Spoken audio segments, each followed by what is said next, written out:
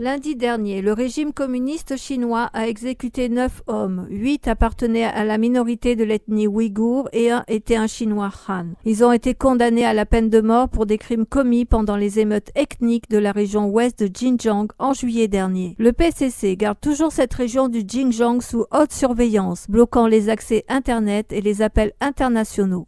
Le service des informations, contrôlé par l'État, a déclaré dans son rapport que les 9 hommes avaient été exécutés après la lecture de leur verdict à la Cour suprême du peuple.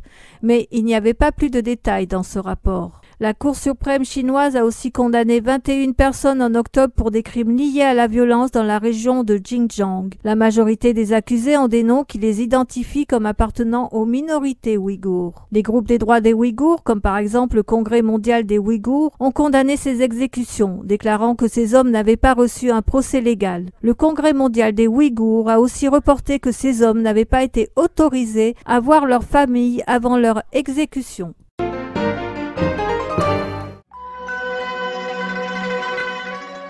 100 millions de personnes méditent paisiblement.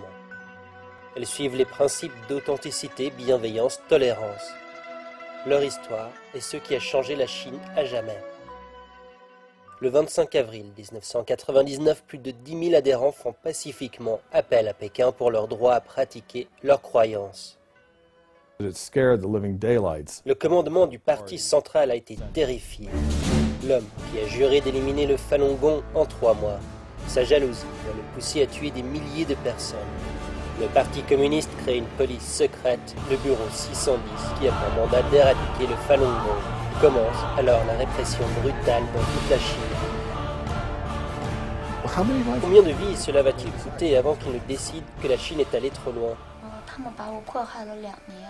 Durant une décennie, la persécution fait rage.